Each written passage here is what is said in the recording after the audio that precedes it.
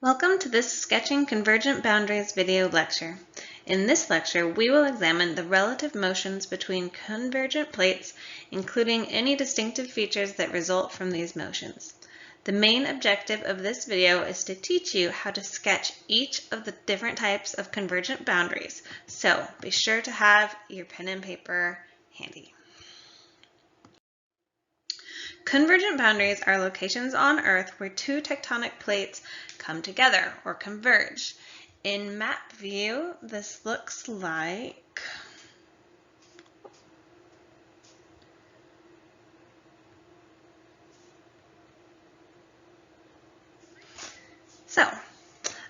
by map view, which is also called top view, I mean that the sketch represents the motions we might see if we could observe the motion of these plates from directly above the actual plate boundary.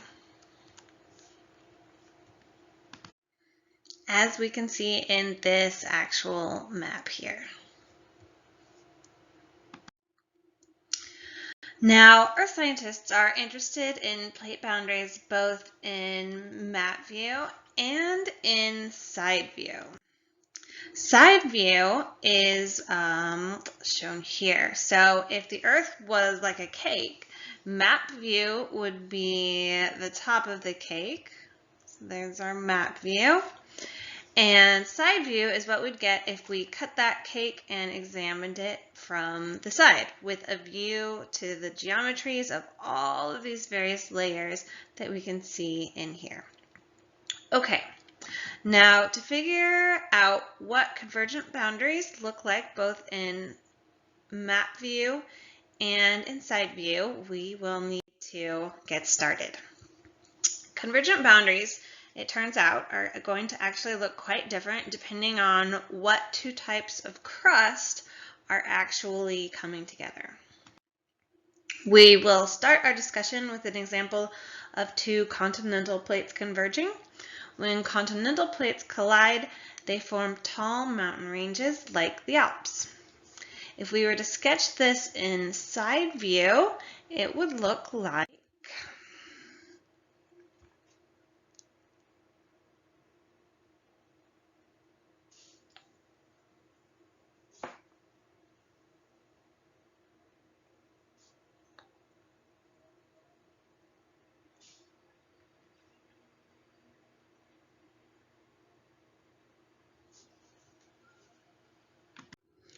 the feature that is created in this case is a mountain range, so we need to go ahead and label that. I'm just going to write mountain to note that this feature is indeed a mountain range. It's also important that we have these arrows showing us the directions of the plate motion. The thing that makes it a plate boundary is that there is motion between these two distinct plates, right? So this is the boundary between them, and there is some relative motion. It is acting inwards. Our continents are fairly thick, which will become more clear when we do a sketch with both continents and oceanic plates, because it's really important that we show that there's a difference in thickness between those two. Now, the other important thing about the sketch is that it has both some topography, and the plate actually does have thickness, so it does have a bottom line to it as well. If I drew this and said that's what happens at a convergent boundary, well, those aren't plates because there's no bottom, so this is a very bad sketch. I'm actually going to just delete that. You can see that in the real world, the mountains, they actually extend down into the mantle beneath, as well as extending up into the atmosphere above. And it turns out that that's actually kind of important because it means that mountains are absolutely some of the, they are the thickest crust on the planet.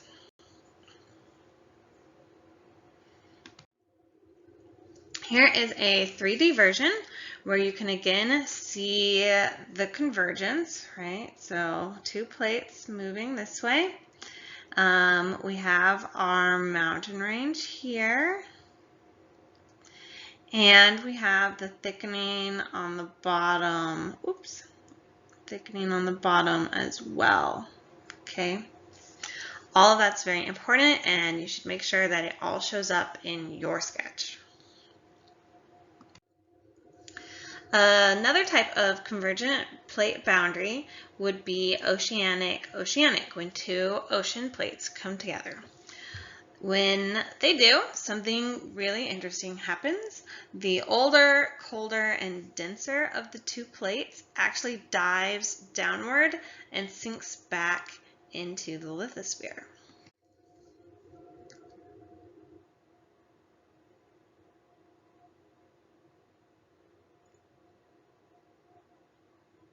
It's one oceanic plate.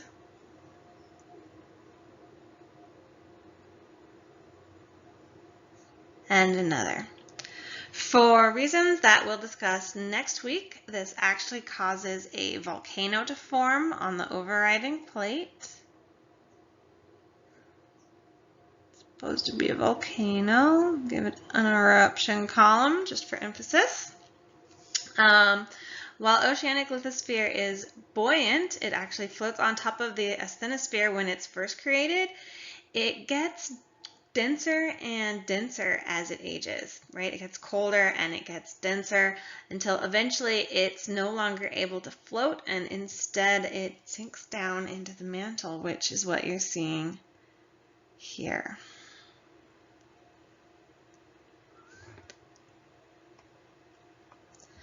There is a feature where these two plates are coming together called a trench. Trenches are the deepest places on Earth. Here is what that looks like in 3D.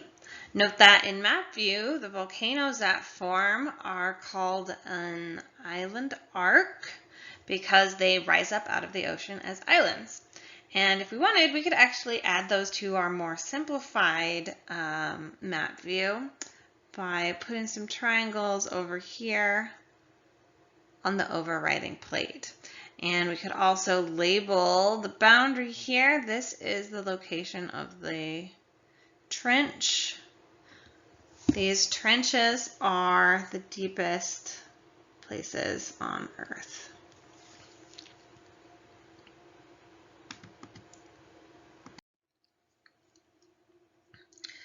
Okay, so the downward motion of the oceanic plate is actually called subduction, and the entire region that's impacted by that convergence is called a subduction zone. So all of this, everything in between here and here, is all called a subduction zone, because it's influenced by the subduction of this plate here. Note that over here in this portion of the image, we go from being on continental lithosphere to being on oceanic lithosphere. However, this is not a plate boundary, okay? Because all the material is all just moving along in the same direction, and there's no relative motion between that continental crust and the oceanic crust. This is not a boundary, okay? In fact, most lithospheric plates actually have both continental and oceanic lithosphere within them, and we just often disregard that in our sketches because all the action happens at the boundaries. So we focus in on those aspects of the plates. However, if we were to zoom out and look at the plate as a whole, we would see a lot of mix of continent with oceanic lithosphere right next to it and no relative motion between those two. The final configuration of convergent boundaries involves both one oceanic and one continental plate. When these two collide, the dense, skinny oceanic plate is going to subduct into the mantle, the same as it did in the oceanic plate case. However, the continental lithosphere, regardless of its age, is lighter and buoyant, always more buoyant than the underlying asthenosphere.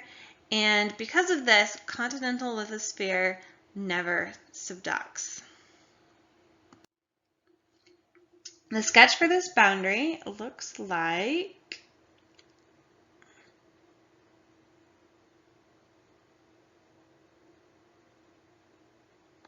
subducting oceanic lithosphere and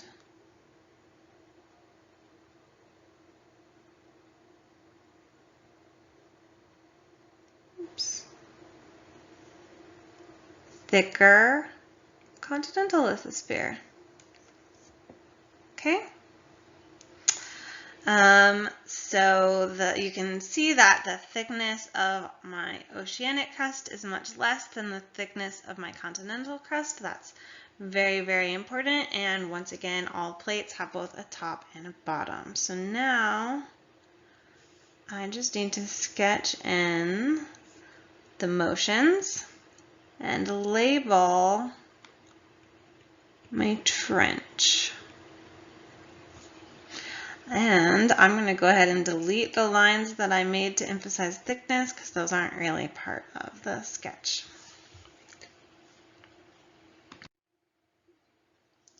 Here it is in 3D. In the continental case, the volcanic feature is called a volcanic arc.